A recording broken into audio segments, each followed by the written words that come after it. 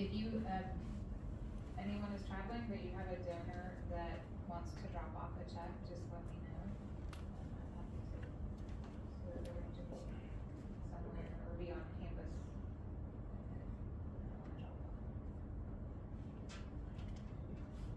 So, big thanks to Sharisa and to Bill and to Chris, and there'll be a time where many of us will be out, either out of town or doing other things, and so appreciate them working and covering.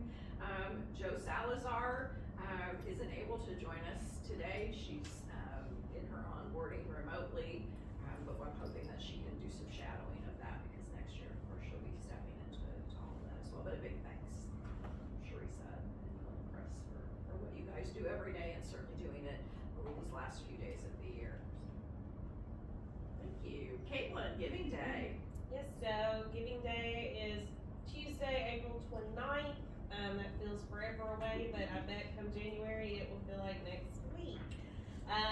We're in the process of getting some meetings set up. I'm working with all the different deans, assistants to get some dates on the calendar, and we'll include the respective DOs in those meetings. We have a call with the DSI because I've got some questions about how they foresee matches and challenges and how that works with the types of matches and challenges we have. So we're gonna talk to them before the end of the year, before we get into it with the DOs, so that we all know where we're going with that one. There's some stuff in the works about, some campus-wide opportunities that will be new, some more encouragement in some of those areas. We are, one thing, I've been doing a lot of data, a lot of time in some data over the last couple months, and you know, we want family campaign, which is internal. We want Giving Day to be external. The reality is we're about 2/3 internal with Giving Day. If we look at numbers between faculty, staff, and a little bit of students and interns, we're carrying Giving Day too. And we want people to want to participate in all of that.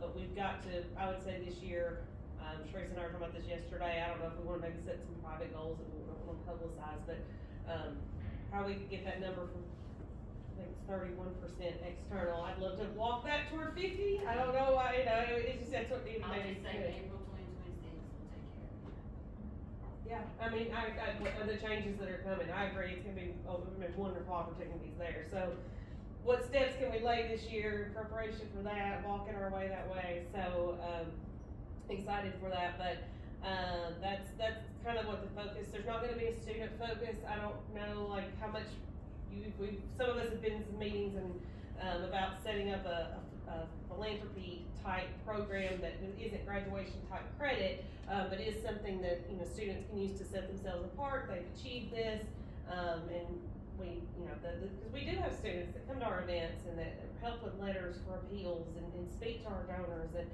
a way to recognize that, a way to encourage that, a way to educate them in that. So we won't be having the student focus on Giving Day this year like we had last year, because there's been a lot of resources and time and energy spent on that without a lot of return. But On High wants us working on student giving, so we're going to do it in a different way. And I think probably it's going to take a couple years to get what we want out of that. And there's a lot to decide as to who's doing what. But I think that's going to be a better education opportunity for our students. So what Giving Day itself looks like will be a little different than it was last year. I'm not sure of all the details yet.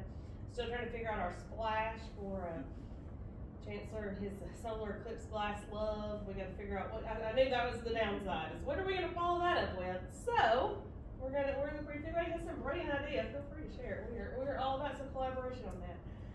So lots of energy, lots of thoughts. We're going to be putting a lot of that into action come January and February. And March and April. The Chancellor loves Giving Day and Family Campaign because he's a promoter, he's a marketer, and he really gets into it. He was extremely direct with the cabinet leadership about employee giving, and that it is not where he expects it to be. And so while we do want to see Giving Day be external and Family Campaign internal, those numbers overall in employee giving are also extremely important to him. So this is a good teaser, because after the first we need to really think strategically across our entire team about how to make to partner and lift up. We never want any potential donor to feel like we're twisting their arm, and that can be sensitive internally, and so we need to do it in a really planful, strategic, lift up, positive way. Is there any, again, not, just thinking of like longer time span of getting the pre-messages out some, and I mean, I think about some of our, and I don't know that this is a factor, I'm thinking about some doctors who are, you know, if you're a hospitalist, and you're on a week, you're working 12-hour days, 7 days in a row, pretty good chance you're not looking at an email about admission debt, or if you're a cardiac surgeon, like so many of our people are not looking at an email for 4, 5, 6, 8, 10 days in a row.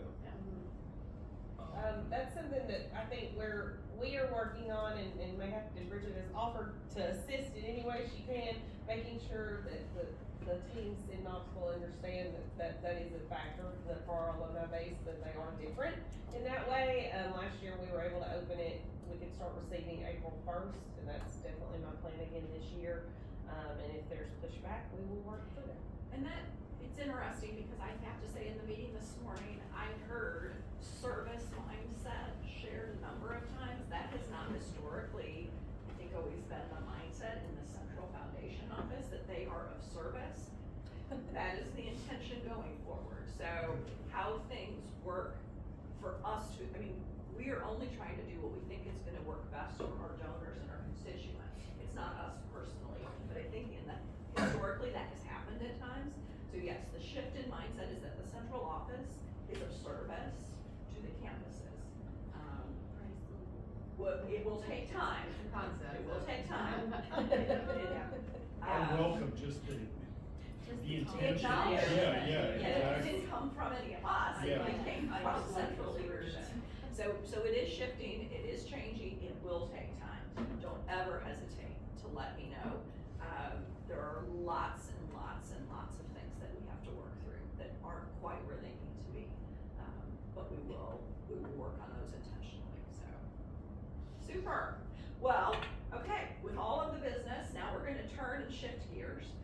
We're fortunate to have an individual joining us today that had a sneak peek on campus a couple weeks ago at a campus retreat. But Joe Turner is joining us. Joe, you have a son at Knoxville. I do. He is a music major, future band director, and I have borrowed his tie and pocket square. And Peter Buckley would be thrilled to see Good that. choice. So. For your benefit today, We I'm appreciate it. wearing the colors. Excellent. Shall I just dive in? Go for it. All right, well, my name is Joe Turner. I know that I met some of you a month ago. Many of you I've not met. I grew up in Mississippi, went to Mississippi State, first job out of college. I studied physics and theater. Joined around conclusions.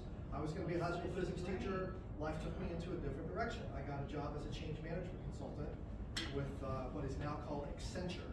So I've worked in the consulting field. I had a career there in change, training design, human performance, organizational development, things of that nature.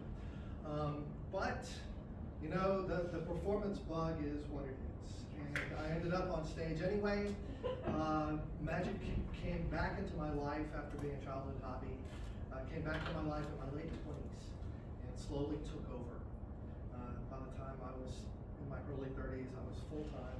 Magic has taken me around the world, 50 countries, 6 continents, all over the United States. And what you saw, if you saw me last time, was just where we're having a good time. And I love doing that 'tis the season. Today, my goal for you is that you do have a good time, you enjoy what's gonna happen. But I also wanna share with you some takeaways. And so if you don't feel like you have to take notes or anything like that, if you're really interested and you want the one-sheet summary of my content, just connect with me on LinkedIn and ask for it, and I'll send you the PDF. Okay, so that's easy, so you can just relax. So I'd like you to imagine, just for a moment, that you have the ability to amaze people, right? Magicians amaze me, that's amazing, it's astonishing, it's astounding, but what if you could, maybe you could juggle, right? This is like juggling, it's just dexterity. Maybe you could read people's minds. Maybe, wouldn't that be handy? Maybe you could bend the laws of nature. I can bend the laws of silk. People think it's going up my sleeve, that's why I put it in my hand, so it can't go through my fingers. So when it disappears, it gets applause. Or maybe, just maybe, you could take an ordinary moment that everybody's used to and suddenly transform it into something else. Think about that moment. My house last night. It's empty, so just relax. But just think about that moment right there when that bottle appeared and you heard the room. It's an intake of breath. There was this experience is suddenly not like what I'm used to, right? And not just the fact that I have a bottle of booze on campus at lunch, but it's not, I mean, bottles don't appear out of thin air. And so when you see something like this happen, even though intellectually, physics-based, science-based, we know things like that don't really happen. Just because something can't physically happen doesn't mean you can't experience it. It doesn't mean that it can't be fodder for delivering an amazing experience that people talk about. The emotional response that you had was as real as anything that can be measured, right? You can measure mass, you can measure distance, you can measure time, and that response was audible, it was physical, it was emotional. That's a very powerful tool. And in magic, that's our job, is to create those moments. And we're all nerds, right? Are any fellow nerds in the room? I am so. We love to taxonomize and categorize and just sort of hierarchize the types of effects that we can deliver. So just like, kingdom, file, order, all that stuff, we have like categories that we put different kinds of amazing experiences in. And some of these cats, maybe 70, 80 years ago, I remember some of the books that were coming out, they were so detailed and they would taxonomize like 40 plus different categories of magical experiences. Disappearances, productions, transpositions, color changes, all these, just different kinds of things that could be considered magical. And people have sliced and diced that in different ways. I don't have time in the next hour and change to go through 40. But I've got 5 broad categories that I would like to share with you. When people like me put together a show, we think it's important to have texture in the experiences that the audience takes away. So it's not, 20 card tricks in a row, right? I found your card again, although that's going to come back in a second. But there's an important psychological element to the way that you structure a show that has these kinds of varieties of experiences. And that's why these categories are important for us. And I know what you're all thinking. You're thinking, well, that's great, but I don't really care to put on a magic show. Understandable. But I would propose to you that you're already on stage, whether you know it or not, whether you accept it or not. You have an audience. They want to be amazed. They want to have something to put on their Instagram. They want to have something to tell their friends and neighbors about the experience that they got that their friends and neighbors didn't get. They all want that. They crave these different kinds of experiences. So my presentation today is called 5 Kinds of Amazing. There's no slides. You don't have to take notes. You're just gonna have a good time. But after each one of these experiences, I want us to at least explore what made that experience worth talking about. Why would it be worth putting in a show? And is there a lesson, is there a principle or a concept that we can pull out of that experience and apply to the way we work for the people we serve, donors, patrons, sponsors, colleagues, people that you serve internally, people in your communities, right? This talk is often a CX talk, and that's typically customer experience. But over the years, it's grown to be colleague experience and community experience too, because we're serving a lot of different audiences all at the same time. So let's jump on stage together and dive in. So does anyone in the room happen to have a pack of playing cards? Do you have a card? We'll use these. These will be fine. I brought some. I love cards. They're so convenient. You can go anywhere in the world and buy them in a drugstore and have these 52 pieces of paper. But they're practically instantly recognizable. Although now I find that people my son's age they recognize them more from their phone playing solitaire than physically playing solitaire. But at least you know the clubs and the spades and although I grew up in Mississippi, so they were puppy feet, puppy dog feet, maybe you heard that. But spades, clubs, diamonds, and hearts. So here's what we're gonna do. I'll drop the cards from one hand to the other like this. I'm gonna ask some of you to call stop during the cascade. Whatever card is showing at that moment will be your card. Please don't forget the card. Okay, so let's start. Please say stop anywhere. That will be your card. Please don't forget. Help her. Make a note. What's your name? It's Michelle. Oh yes. Michelle, the 2L Michelle. You're 2L Michelle. She's Are you also 1L Michelle? No. You're 2L. We are the same. Oh. Well, only in name. Oh, only. Yeah. She has so many more qualities than I. Oh my goodness, no. I feel like we're getting into a whole different therapeutic. I'm It's a not love qualified, fest. but well, that's good. That's good. And your name? Chris. Chris. I'm Joe. Nice to meet you. So you guys remember that card? Well, I don't know if I'll be able to remember because I'm older than her. I just had my birthday. I just turned 55 about a week and a half ago. So, Happy birthday. so thank you very much. Everything's pretty good except the knees. The knees I'm feeling, and the eyes. The knees are, well, mostly the knees and eyes. So please remember the card. If you want to make a note, but I'm going to come back to you in a minute. If you forget the card, this is like a colossal waste of time. So I don't mean to put pressure, but just remember the card. Let's go on down. We met before. What's your name? Jay. I'm Joe. Nice to see you. Kelly. Karen. Jay, Kelly, and Karen, please. Let's go with Karen. Please say stop anywhere. Stop. And the three of you will please remember that card. Got it? Very good. 2 cards, twice as hard as a regular card trick. I'm going to go further than that. We show Charissa. Charissa. Caitlin. Caitlin, thank you for, very good. Caitlin, if you'll say stop anywhere. Stop. A little bit faster, I'm sorry. Stop. That'll be correct. Okay. I was going too fast, I'm sorry. So that's 1, 2, 3. If you guys will say stop, Cameron. Stop. Over here. Now, he's wearing glasses, so I'm trying to look away. Ah. So I don't get a reflection or anything like that. I mean, that would be cheating, right? I mean, I'm gonna cheat.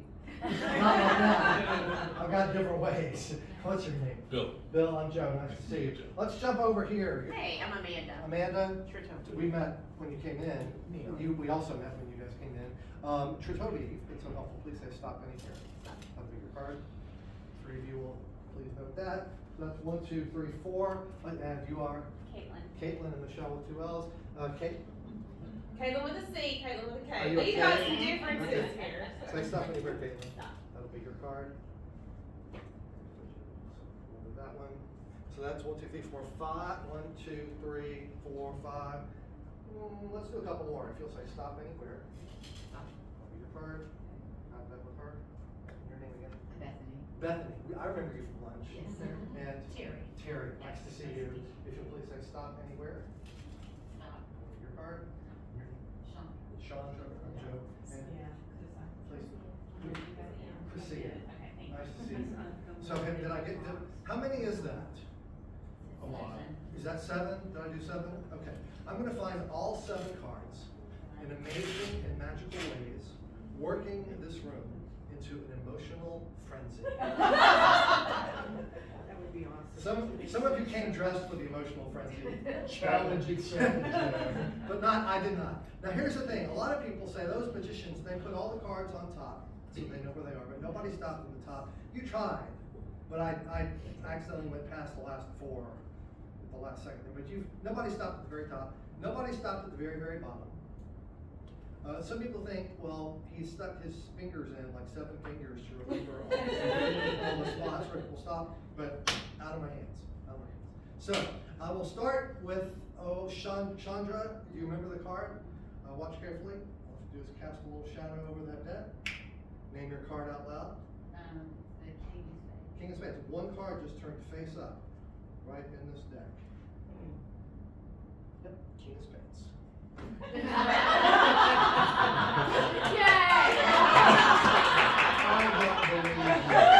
I am spades. That is so good after a month. I wouldn't lie to you for anything. I did spread, it was the King of Clubs actually, was the card that you chose. Was it the King of Clubs? Or was it the King of Clubs? Because King of Clubs is the puppy face. Spades is what she said. I don't want her to be disappointed, so if you'll watch the club, we'll just change it to a spade. Because I want you to feel like you got it exactly what you want. Okay, so there's the King of Spades and Clubs. And that brings me to, I'm sorry, Bethany, do you remember what your card was? What was your card? He has a 10 of clubs. 10 of clubs? I wanted to make sure. Okay, I kept an emergency card in my pocket in case someone said the 10 of clubs. Which is the same card that Michelle and Kate, you had the 10 of clubs also? No. You had the 10 of clubs. Was it a club? Yeah. What was your card? Well, I don't know, you tell us. Well, when you get your show, you can do whatever trick you want. 2 clubs? Well, that's close. I mean, it's a club.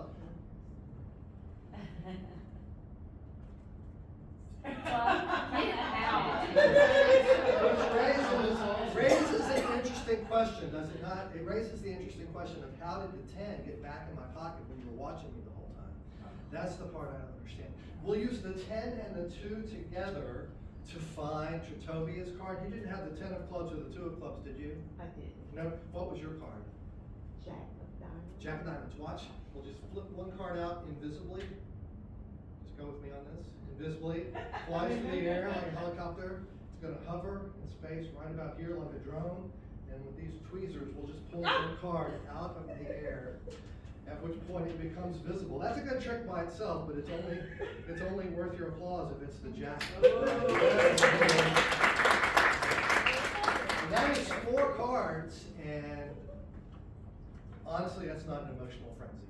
I'm not judging. Where it was polite. It was polite. But so I have an idea for the last 3 cards. Instead of a little polite applause after each one, we will abstain. We'll sit on our hands, we'll let the pressure build, as it does. And if we get to the end and we get all the cards right, emotional frenzy. So, Bill, do you remember what your card was? 8 of spades. 8 of spades. If you'll watch the deck, we'll just cut and right in the space between the 2 packets. One card. It is the 8 of spades. Oh, I know. Now you want to, don't you? Yeah. I said no. And that brings me back to Sharissa. What was y'all's card? 5 of clubs. 5 of clubs.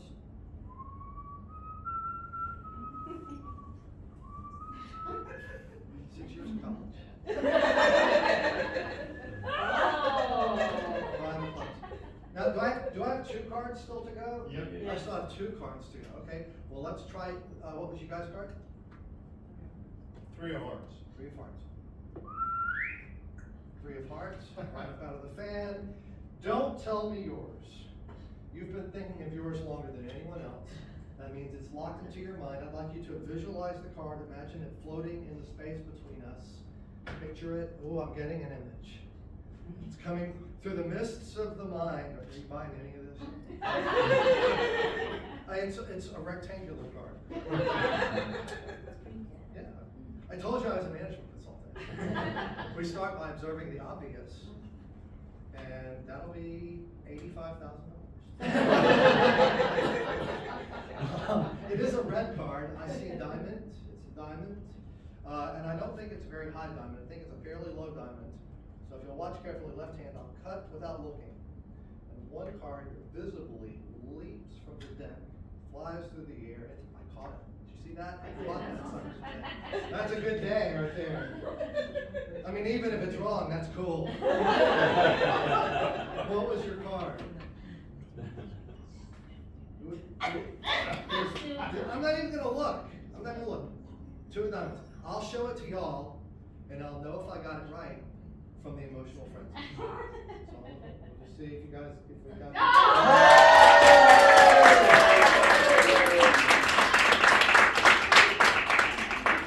Okay, that is fun.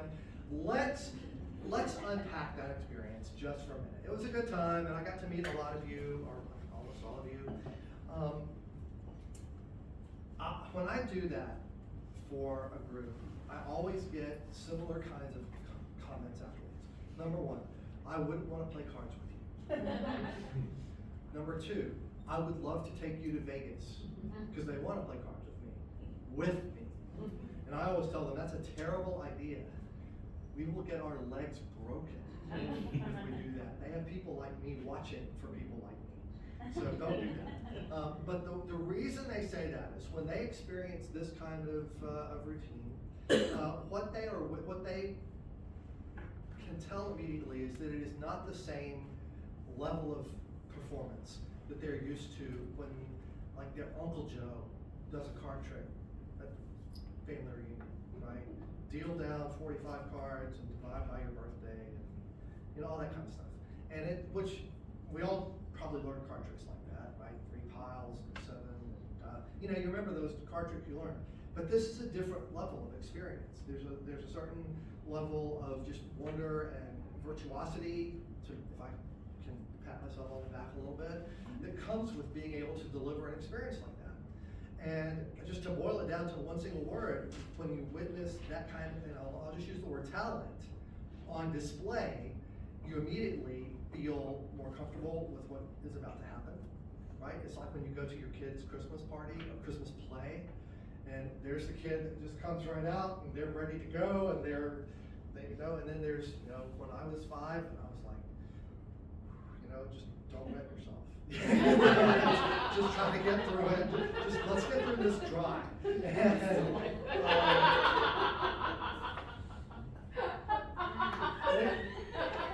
just sit on still like that. Don't wait yourself. Sorry. I feel like that all the time. So, but we recognize that, and even the vaudeville performers used to know that moment, the first, they only had 8 minutes. They could make a whole career out of an 8-minute act in those days, and they knew every beat of the relationship that they were building with the audience during that 8 minutes, and they knew something had to happen early on to make them worthy of attention, to make them comfortable with the level of quality that they were about to experience. And if they love you early, you get a lot of grace for the rest of the show. And I have used much of that in my years in live performing. So, for the sake of argument, and forgive me if I just bring this over here so I can make notes for you as we go. We'll just say that the show business part of this is talent. And that's what you want to show early on. That bottle was the moment you knew I was for real, right? You knew that I wasn't just some push button magic trick that you could buy at a magic shop. This was like, okay, the guy practiced before he got here. We can trust that what he's about to do is going to have a certain level of professionalism.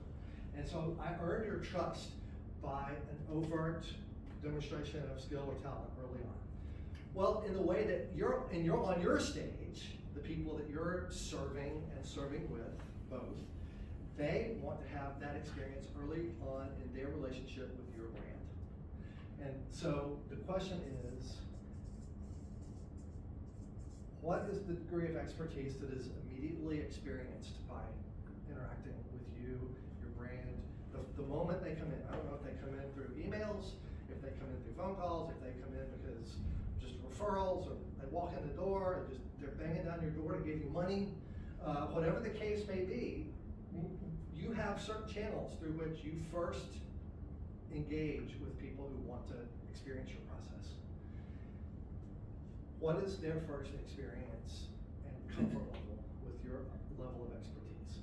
Now, not everyone has the brand that inspires trust so deeply as this color does in this region of the country especially.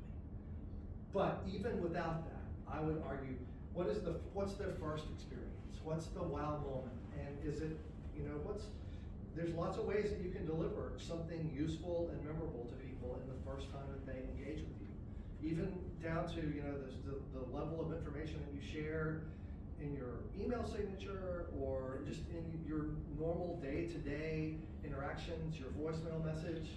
Is there anything useful in it, or anything? Is there a useful link in your email signature or your LinkedIn? Are you posting once in a blue moon? Like even once a quarter on your individual LinkedIn, just to let people know that these are interesting developments that are happening in your world that may impact them. Give them a reason to follow. Give them a reason to read what you're doing. So I would just say delivering some comfort level of expertise is analogous to the opening of the show.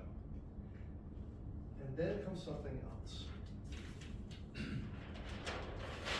I'd like everyone in the room to think of a 2-digit number. I'm going to ask some of you to call that number out. And the only thing I'll ask is if someone calls out a number that's, plus or minus 4 or 5 of your number, 3 or 4 or 5. If it's close to your number, move to a different part of the domain so that we have a nice distribution across all the 2-digit numbers. Okay, but you still get to have a random choice. We're just going to drop in random. So let me ask Terry, are you a 1R or 2R here? An I. With a little heart on the eye? Okay, Terry, what's your 2-digit number? 99. 90, oh, I'm gonna take that as a vote of confidence. 99, this pen may be a little, everybody uses electronic, so the pens it's commonplace, but, I'm old school. So 99, did it have a particular reason? Why did you pick 99? It's, we got married. Your anniversary year, so you have an emotional connection to it. I do too, Agent 99. No one in this room knows who that is. Someone- It's smart. Yeah, okay, Agent 99. Yep. Yeah, Barbara Feldon. Yes. Barbara Feldon. All right. So let's go back to Caitlin. Caitlin K. What's your 2-digit number? 67. 67. Is there a reason you said 67? My mother's birth year. Oh. Oh my gosh. I'm sorry. I'm gonna need a moment. You just gave us insights. That's okay. I was 69, so that's okay. And please, what's your 2-digit number? 88. 88. Is there a reason that we went with 88? There he is. Do you mind sharing? Oh, my son was going. Your son was born 88. Well, I'm a pianist, so when I hear 88, I think keys on a keyboard. 88, and let's come over to, I'm sorry, your name again? Chris. What's your 2-digit number? 79? 79. The year of the great Pearl River flood in Jackson, Mississippi. The Easter flood of 1979. Did you have a reason for 79? Just pull it out of thin air. I like it. If you have your calculators handy on your phone, feel free to go with me. This is 166, and then that would be 254, correct? And 254, 263, and plus 7, so that would be 333. Yeah. Is that where we are? Yeah, that's impressive to me.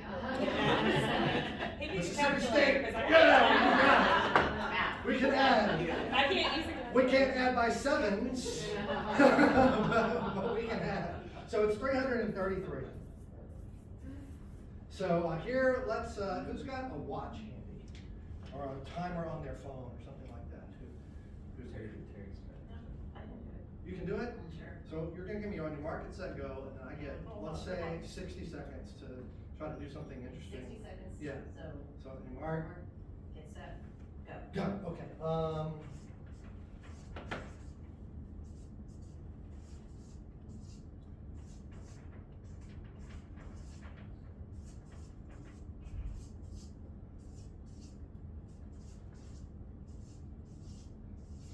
okay, stop. How many seconds was that? 18.81 seconds. Really? Okay, there's good news and bad news. The good news is that is very fast for me. The bad news is I may have rushed, to try to impress all of you. So, but the good news, I came in under budget. So that's good. That's good. Consultant under budget. I reserve the right to use the budget to go back and make updates, and that seems fair. So calculators at the ready. Let's just look at the top row.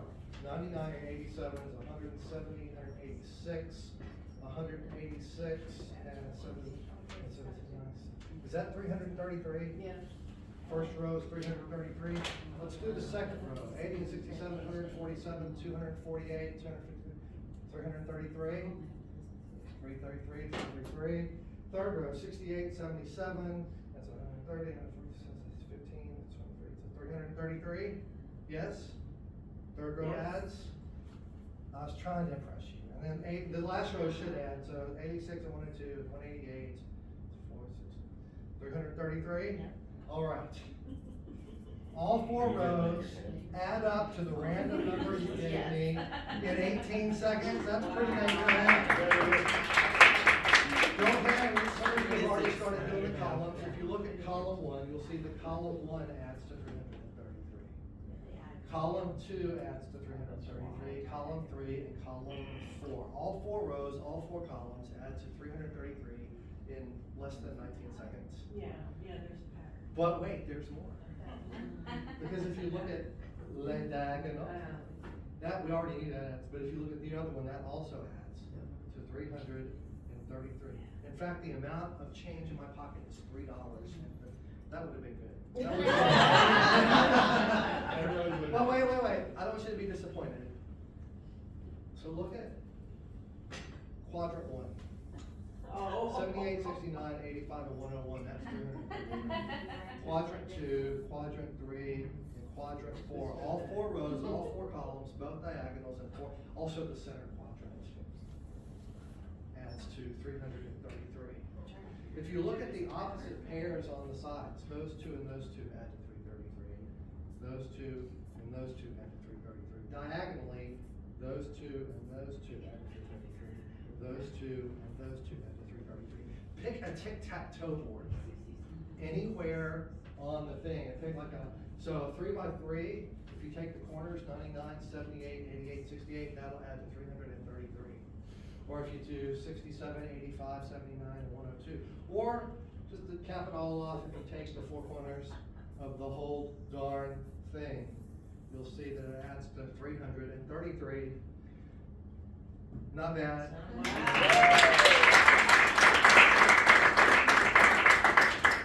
We'll be playing Sudoku for money.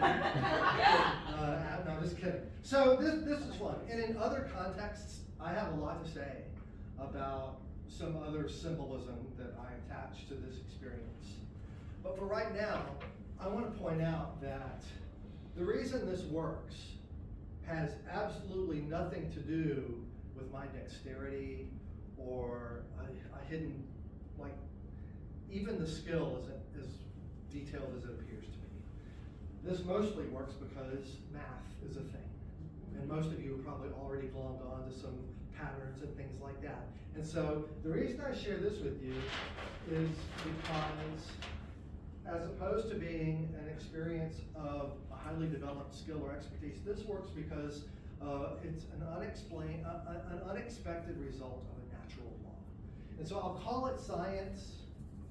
And in this category, I would include like optical illusions that you may have seen, like on the backs of candy or cereal boxes, or the on Facebook or Instagram, the optical illusions, or mathematical-based things like what I just showed you, Or if you've ever stood in a doorway and pushed against the door frame, and then you step out and your arms right? All of these things are just built into the way our eyes and our muscles and our minds are designed to process information.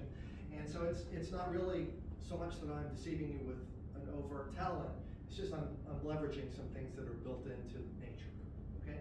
So that's a whole bit chemistry. There's a lot of chemistry magic. So that's another branch of effects and methods within the magic world. Well, what would I consider an unexpected result of a natural law? Well, in the way that we work on our other stages, our natural laws are our business processes, which I was listening to some of you talk about some changes in your business processes that are coming up. It's always, any kind of change is hard. And once you start involving multiple systems trying to talk to each other in unexpected ways, but business processes aren't just the systems, they are the path that you take to navigate the systems to deliver whatever the end result is to the consumer or the user.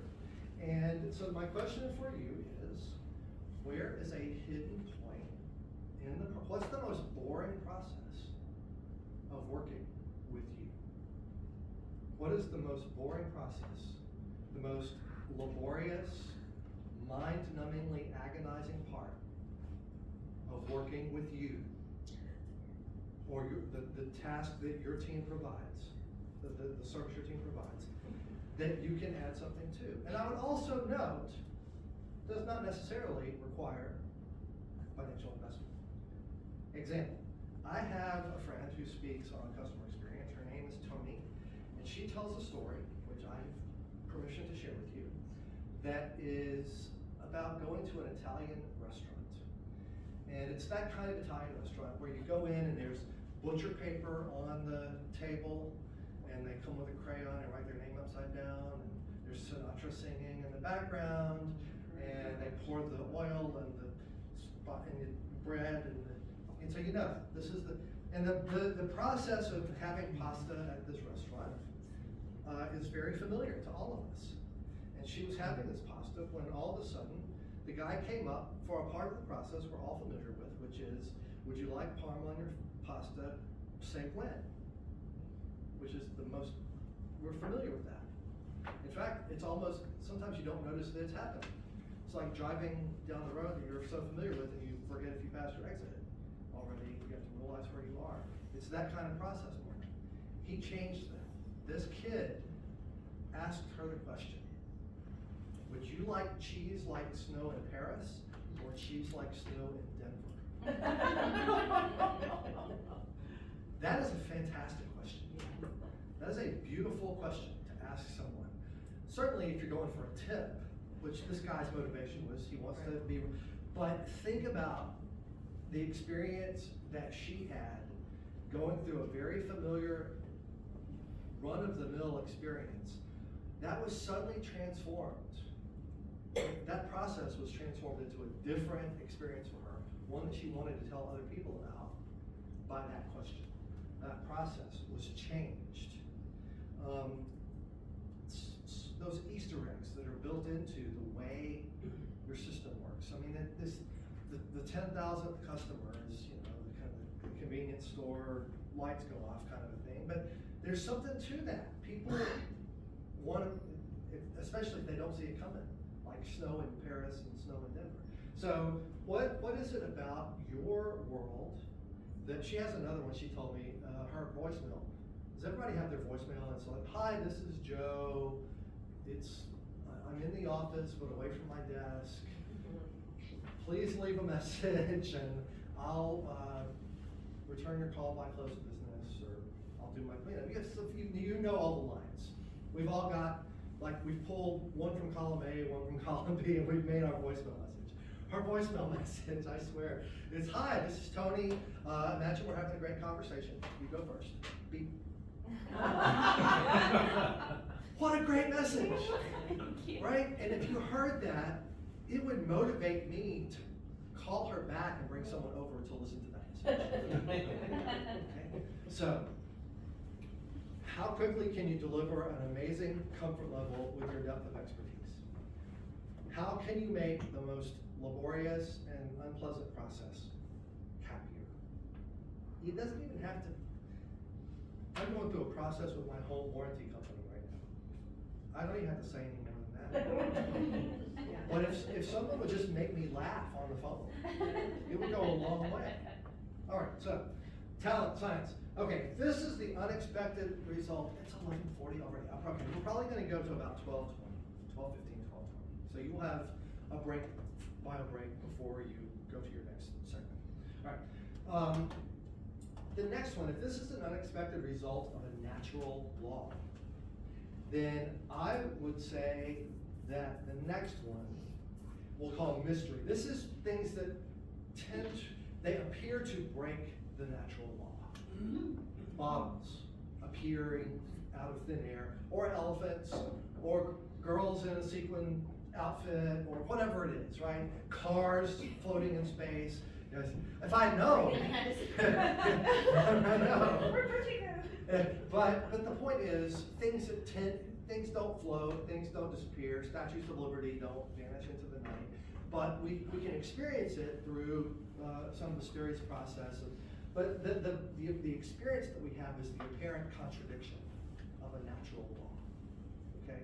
And so just to expedite this, let me just go straight on into, well, what does that look like in the business world, business environment? The apparent contradiction of a natural law, I'm going to call it empowerment, but there's more to it than that, because especially in highly regulated environments, you know, with lots of legal restrictions, you can't just go willy-nilly breaking rules. But everyone loves the feeling that they got to be the exception. We all love it. I don't know if it's like this here. I haven't lived here as long as some of you have. We moved to this area in Memorial Day weekend. So I've only been in West Tennessee for a few months. But where I lived outside Atlanta, we had quite a lot of Mexican restaurants. Like, if it was either a Dollar General or a Mexican restaurant, if a building became available. It's just lots of, and so we had a lot of great food, but with that food comes a lot of coupons in the mail. I don't know if you have them here. We used to get these envelopes like every 2 weeks or twice a month, Valpak or similar, where you just go through and it's like, oh, gutters, oh, you know, HVAC, no, okay, Mexican restaurant, that's the one I was looking for. And it's like, okay, burritos, enchiladas, this is what we're doing. And so you have a stack of your Valpak coupons, so that when Rosemary says she wants to go have, that's my wife, wants to go have, let's take it, let's go. We're going to La Parrilla tonight, and we're gonna have whatever this is. And then you get there, and it's time for the check to come, and you look at that stinking Valpak coupon that expired a week ago. Dang it. But then the server said, it's okay, what we're gonna do it anyway. You know that, how you feel at that moment. Yeah, you're so happy for that 10% of those enchiladas.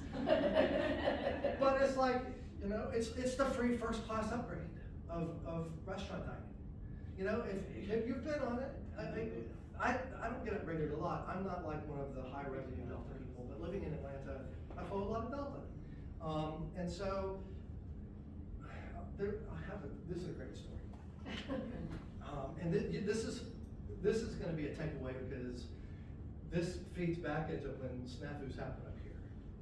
So this is a takeaway for you. This is a true story. Picture it, Sicily. No, I'm just kidding. Atlanta. When I go to Atlanta, I like to go early. I like to go to the Sky Club. If it's the morning, I like to have breakfast. If it's lunch, I like to have. If it's afternoon, I like to have a little martini or something before I get on the plane, and just to have a little decompress before the travel. And so that's just one of the nice little perks if you're willing to do the Sky Club. And it's not as good as it used to be because it's too crowded, but it was nice. And so this particular day, I was headed to Indianapolis, and I went into the Sky Club in Atlanta. And whenever I'm in the Sky, it was in the morning. They were about to switch from breakfast to lunch. And I happen to have some very specific cookie preferences about what they have in the Sky Club. do like the peanut butter cookie primarily. I love the peanut butter cookie, and then the sugar, like the lemon sugar cookie is a very close second. And then on the plain, the biscottes are great. But in the Sky Club, I wanted a peanut butter cookie. So I was like, they're gonna be switching this over in a minute. I'm gonna wait until they switch. Waited, she finally pushed that cart away. I walked up, not a peanut butter cookie in sight, nowhere, nor lemon sugar cookies. All it was like this lemon macadamia something. So I got one and a napkin, and I shouldered it, went out into the concourse, walked to my gate, bit into this cookie. I kid you not, the clouds parted. The sun shone down as the angels sang about this cookie, this lemon cookie. I was like, that is fantastic. It was beyond my expectation. So I got to my gate, I texted, I Twittered Delta. They're very good.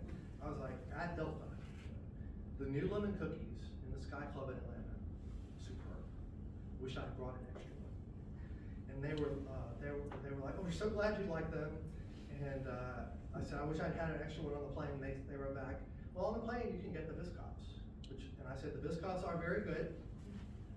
They're now in second place. And it was this charming experience that I had with them. And I thought nothing more of it other than they have an on-point social media.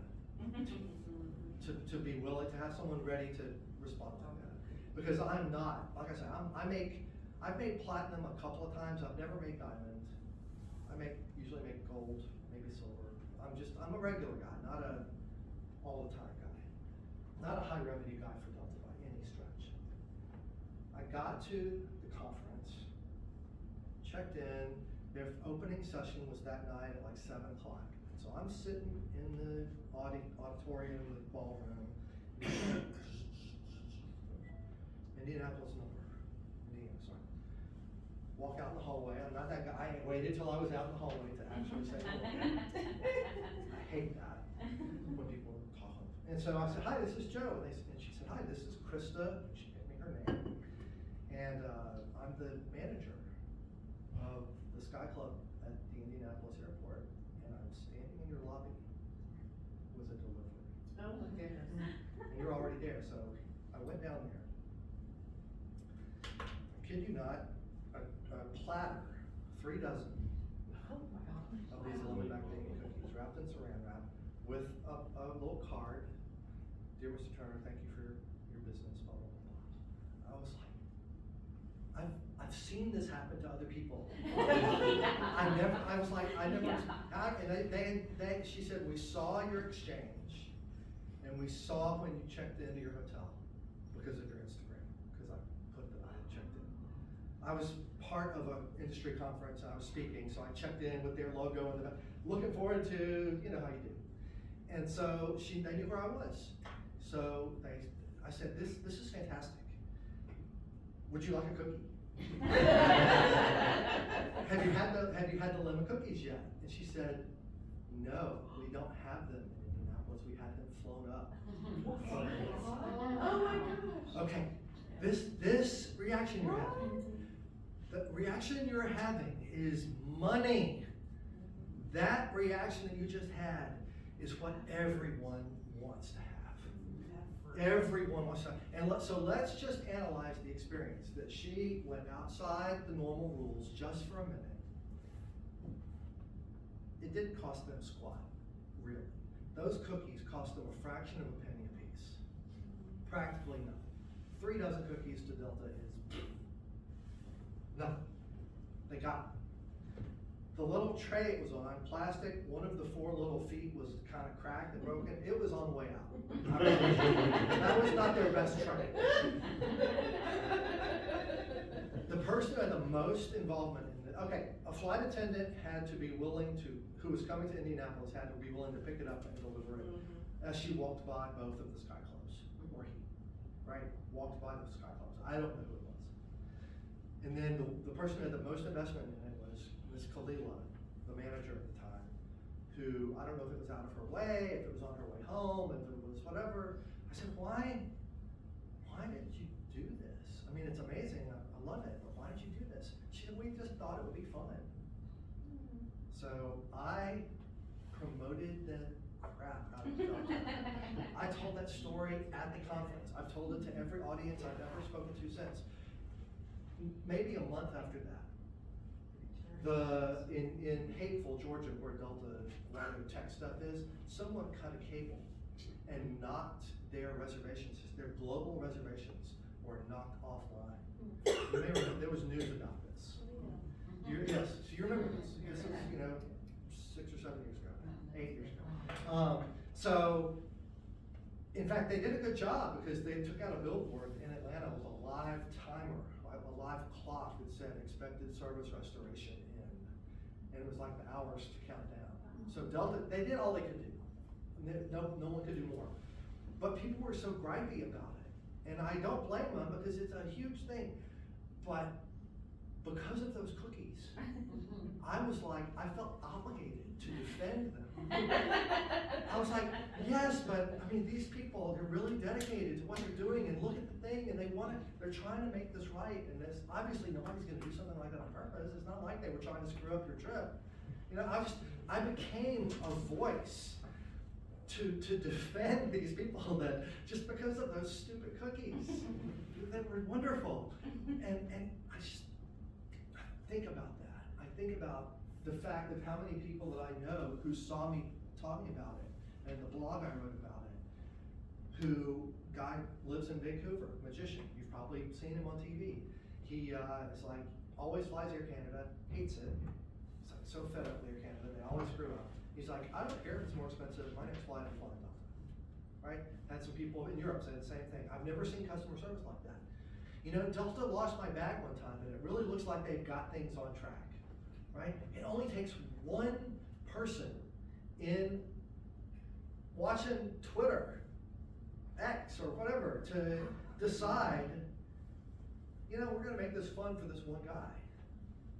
And it transformed me into an advocate for their mission. And it's like, I have a list of grievances with Delta Airlines myself. I have things that I don't like about, this or that or the other stuff. I'm gripey about, but I'm still like their guy. They fired me up on that so much because someone took ownership of transforming that experience and that relationship. And it's not limited to, Ritz-Carlton has the same kind of thing. If you've ever stayed with Ritz, some of you, I can't afford to stay there a lot, but when I'm there, I've seen it. How can I help you, sir? If one of you had a presentation, Chandra, if you were given this presentation at a Ritz-Carlton and you came down the escalator and the heel on your shoe broke and it's 8 o'clock in the morning and you were just going to get coffee or whatever, somebody would say, how can I help you? You would say, well, the heel of my shoe just got broken. And they would say, please let me take it. It'll be my pleasure to have it repaired for you. Because every one of them has a budget of $5,000 to do stuff for people. Just so that the story gets told. Right? We don't all have that budget. I don't have that budget. You don't have a budget. But it doesn't take that budget, right? You can deliver amazing experiences with pieces of paper. You don't need the most recent, laptop or cell phone or whatever. Somebody's like this. That's okay. So empowerment. I know I'm digging deep into some of these things, but I hope you're taking away something useful. Because the people you serve are just like you, they're just like me, they want these experiences. They want to tell the friends about how awesome it was to donate money, or how awesome it was to sponsor this event, or how awesome it was and how they were treated and what it was like. I've got a library of about 3,000 volumes on magic and illusion and sleight of hand and stuff. And my alma mater is creating a special collection in their library. And so over the next 20 years, I'll be donating all of my books to them. And many of those are rare, you can't get them. It's magic books. They're like grimoires, they're the wizard books. And so I love to be able to talk to people about what it's like to be a donor. and the things that happen when that experience happens. So there's all kinds of takeaways from this. All you have to do is think about what you like and try to make that happen for other people. So we've done some visible stuff here. This is all visual. These last two things that I'm going to tell you about, they go into another area of the illusion arts that we call mentalism or mental magic, ESP, mind reading. I don't believe in it, for real, just up front, right? I don't believe that I can actually, read your body language and know precisely the card that you're holding in your hand. Some of these people I know, they try to tell me. I don't believe in that. However, I do think mind reading is a very strong theatrical premise, because it's like the last bastion of privacy, right? They know what's on your phone. They know what's on your laptop. They know there's cameras in here. They're listening. I'm not a conspiracy theorist, but I'm just saying, they're tracked. They know everybody. You're sharing your location with more people than you think at all times. We know that is the case. So what is left in here is like the last private thing that you have. And so the premise that anyone could meddle in that at all is very compelling. And we're going to explore it in a safe way in this room. So I would like everyone to think back to, I often do this limiting the participants. I will have done an earlier presentation where I use only men. And so I often limit this to only women, but I'm going to change the parameters a little bit. And so I'm going to ask everyone to think of, let's say, a Christmas or holiday or birthday gift that you remember receiving in your youth. Maybe something that's not obviously gender specific, because if I have I don't want to obviously know just from what it is who's it. And I'm going to try to do some lie detection to start with. So I'm going to ask. It was what was it? Kelly. JKK, right? Okay. Kelly, if you'll just jot down print. And I'm going to ask everyone to use the same pen, so I can't tell by looking at your pen. A gift that you remember receiving. You'll do it. And let's see, would you mind helping with this? I've kind of leaned on you a lot for this, but if you'll do that. So just write down a gift that you remember receiving. And then once you've done that, fold the card into quarters. So once one way and once the other way. And then put the cap on the marker. And then I'm going to come back out and collect the cards. Let's make sure there's people are still working. Just jot it down, and if you're done, fold the card and hold it in the air, so I know you're done. Fold it once one way and once the other way. Hi there, I'm Joe. Hi, Blair, nice to meet you. I'm just looking at you so I don't look at them. I'm trying to put pressure. Is everybody ready? Yep, okay. So if you'll just drop your card right in my side jacket pocket and I'll take the pen. Grazie. And card and pen. And card and pen. And Blair, you have a very important job. I ask you to just stand where you are. You don't have to, I'm sorry, I'm not trying to embarrass you. Just hold up one, stand up here. And hold one finger in the air. Oh, what a good choice. Thank you for that. You never know what they're going to do when you put the finger in my side jacket pocket all the way to the bottom and stir. Like stir the cauldron. And there's a reason I'm asking you to do that. You can have a seat. You did great. It's because when they drop the cards in, people are thinking, well, he could have been looking. She put hers toward the front. He put his toward the, maybe he would know by position whose was whose. But now they've been changed up because she was changing the order. So here's what the plan is. I'm going to read one of the cards out. I'm going to say it out loud. Wait, I've messed up. It's okay. No, I wrote detail. I wrote something. You'll be able to tell how old I was. So then I'm all. No, we'll just go with it. You win. It's okay. It's fine. It's fine. It's okay. Do you know if I need to read it all? No, you'll be fine. You'll be fine. I'm going to just read this out loud. I'll summarize. I'll summarize it. I'll read it out loud, and here's what's gonna happen. When I say this out loud, I'm gonna ask you if this is your memory, and you're all gonna say no. You're all gonna say no. Each one of you will say no when I ask you that. And so that means that 2 of you will be telling the truth, and 1 of you will be lying. All right?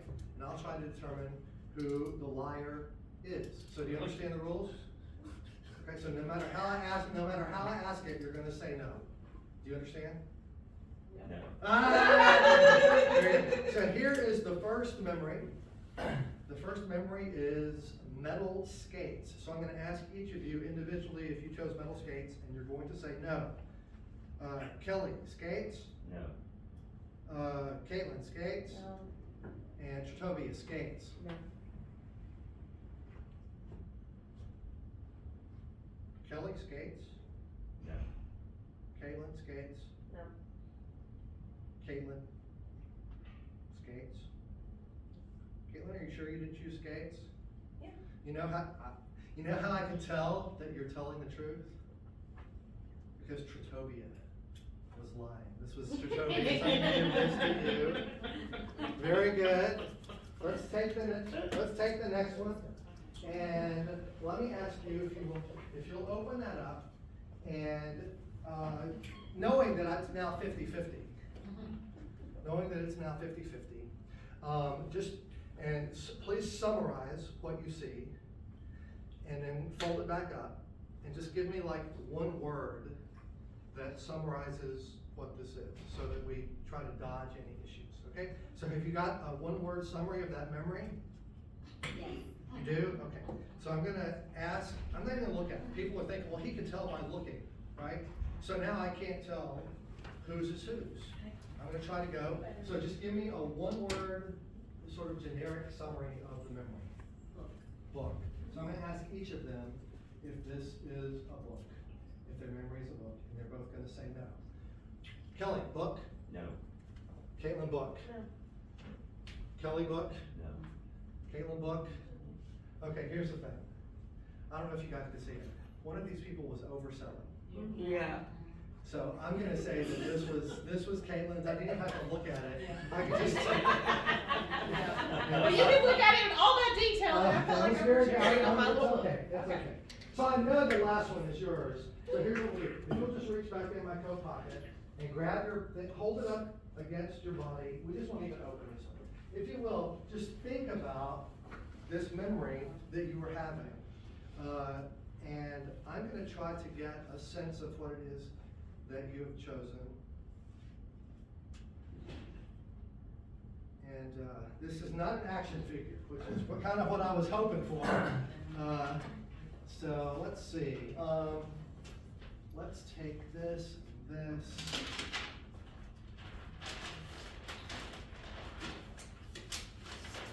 Do you mind telling me the age that I was sent? This is not like a later teenage gift. This is earlier in your childhood. And this is not something that was in your stocking. I can tell that. This is a more significant gift.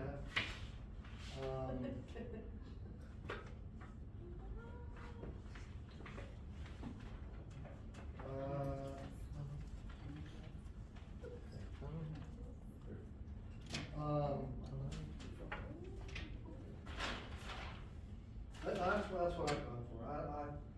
I already told you I don't believe in mind reading, so we'll just see. I was thinking, could it be a G.I. Joe? Could it be You're Not Old Enough for a Stretch Armstrong, which we used to have back in the day, or the Green Machine, which was like the Porsche of the girls, because you steered with these things. Good times. What was the gift that you were thinking of? Am I supposed to Yeah, say? you can tell me. Bicycle.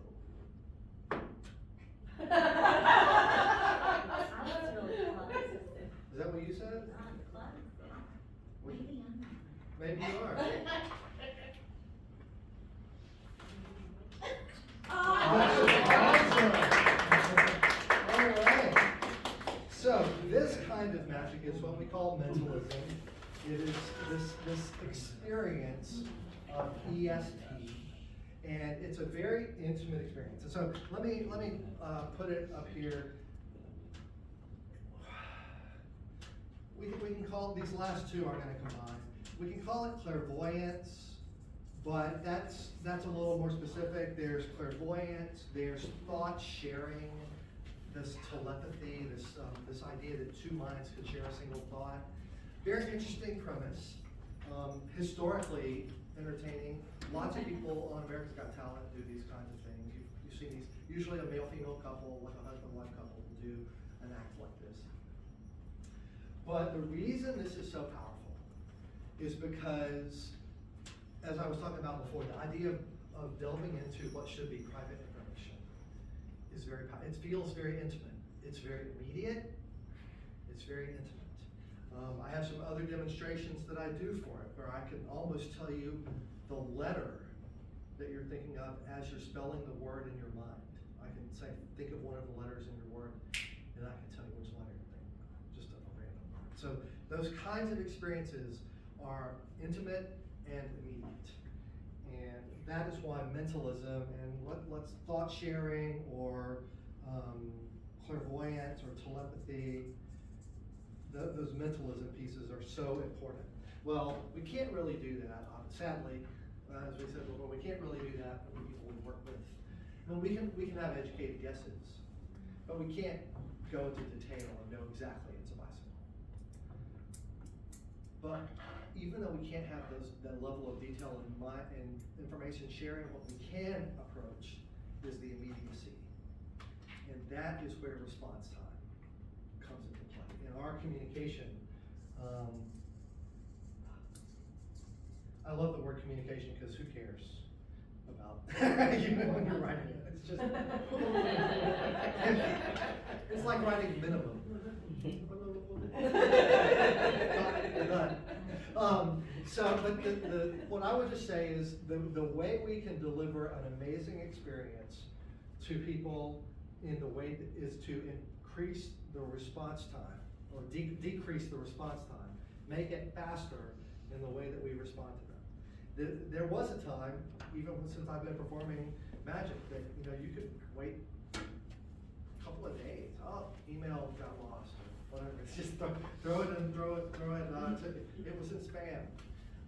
We've all probably used the excuses along the way when we missed something. But in the same way that they responded so quickly to me on social media, I've had other experiences where a brand that I was interacting with would respond or answer a question in a way that I didn't feel like I was still waiting for a response. Ask me about First American Home Warranty, where you feel like you're just left, waiting. Are you even still there? There's no response on the phone. I can't even hear you breathing. I think we've lost connection. So we'll tip down, we'll summarize this by just saying decreasing response time increases the feeling of immediacy and intimacy that people feel with your brand and with you as a person. And then finally, just to wrap this up, there's another, this uses two people, and there's another one which we can call it predictions, or we'll call it predictions. This idea that you have a hypersight, the idea that you've seen these psychics on TV, and it's like, oh, well, they know where the body was buried, even though they weren't there, right? There's not another person telling them that. They're not reading a particular person's mind. They just have this sort of this knowledge, this second sight, sixth sense kind of a thing to know where it is. And so there's just one person. Or if you ever see me in another show, if you come see me, I do some other things where I might predict like the headline of the commercial appeal, a month ahead of time, and send you a FedEx package, and then we open it at the meeting, and I've predicted the headline. So those predictions, this idea that you've got advanced knowledge of what's coming, I've really toned down doing that because bad things happen, and people think, well, if you knew, why didn't you do something about it? It's like, well, it's theater. I didn't really know. but the premise is complicated for people to accept, and so I don't dig into that too heavy. But the point is, this is another branch of this mentalism subcategory. This uses 2 people and this uses 1 person. Well, it's hard to deliver a 1-person experience to someone else. But what I would tell you is this idea of foreknowledge and hypersight is something, and we'll just use it, foreknowledge. Foreknowledge is something that you do have as a function of the fact that you live in your own world that other people don't live in. You live in the processes and the details of the processes of your world that other people are unaware of. But you can use, you know what's coming down the pipeline. I heard you guys talking about spring of 26. You guys know stuff that's gonna happen in the future that other people don't know, right? As soon as it's logical and regulatorily acceptable for other people to know that, this is what feeds into your constant expertise demonstration.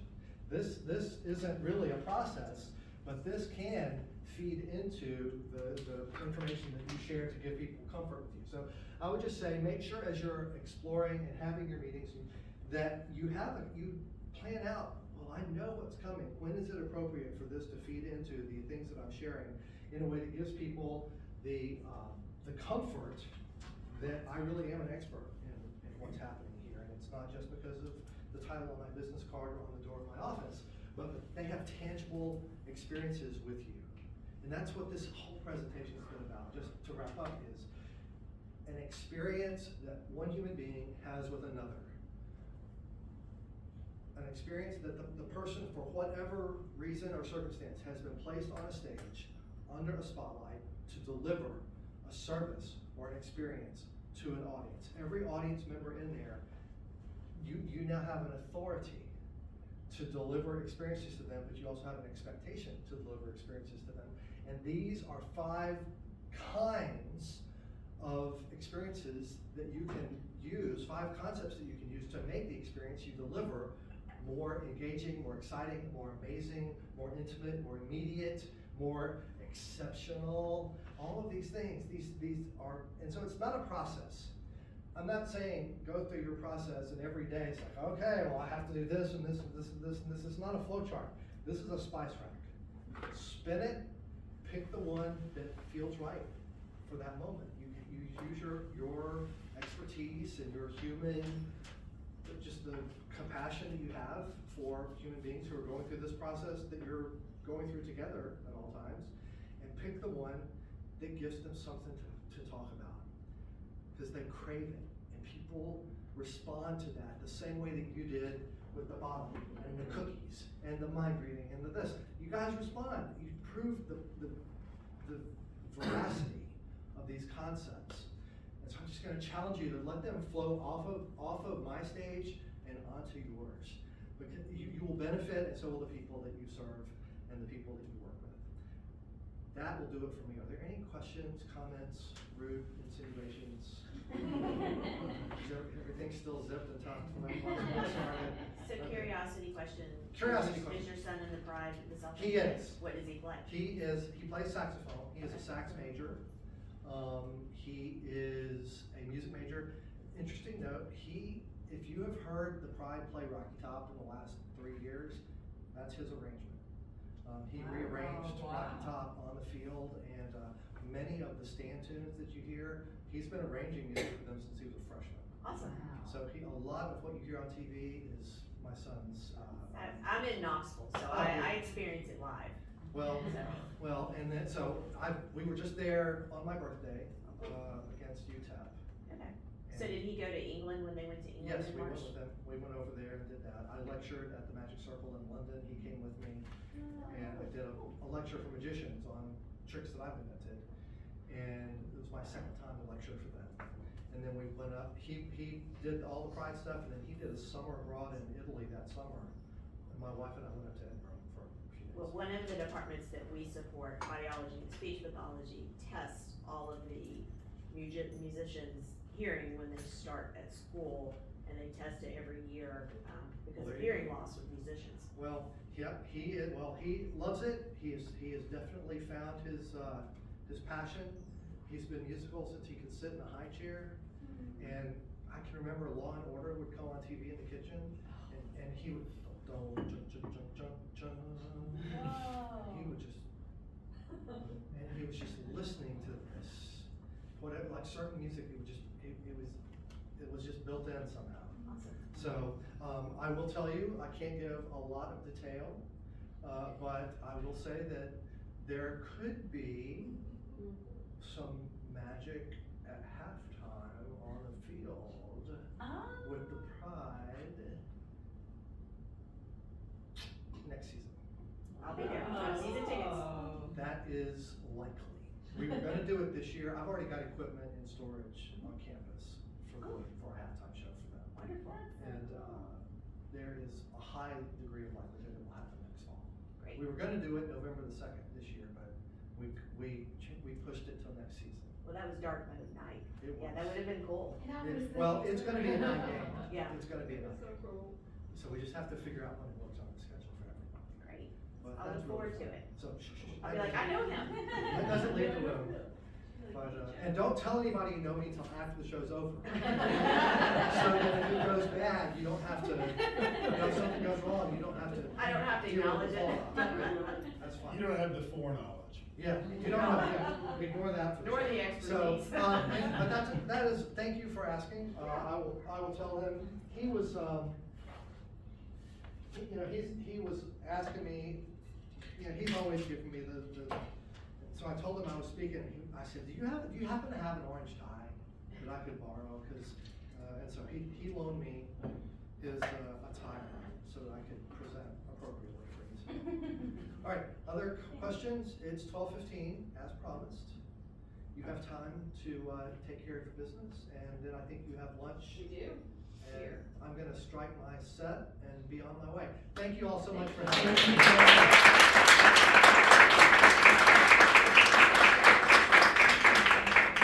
Hope you have a great holiday, Joe. Yes. Well, it has started off great. I had a show in Atlanta last night, Wow. and I drove from there to Jasper, Alabama last night. I drove from there to here for this, and I have a show in Kosciuszko, Mississippi tonight, corporate group down there. Then I'm off on Friday. I have a show Saturday night in Memphis for Barnhart Crane. Crane, and then Sunday night back in Atlanta. So busy season. Who's in Kosciuszko, Mississippi? It is a You know where it small is? engineering firm. Okay. I have some friends who are native to the area and they own a couple of businesses there. And they're just really plugged into small town central Mississippi. And so I've done some shows. There's a performing arts center there that I've done a show at, and a couple of other things from time to time. Scott, who is the figure skating guy? Scott Hamilton. Hamilton, yeah, Scott Hamilton. He had an event that I went to be part of an event with him a couple years ago at the same venue in Kosciuszko. Tiny little town, but cute as a button, very cute. I like it. So, all right. If you want any of this Thanks, stuff, Jim. just hit me on LinkedIn and remind me where I know you, and we'll be good. I'll see you. Thank you. So we're gonna take a brief break and our food will be delivered and we're gonna go ahead and eat in here. So again, restrooms are just down the hall.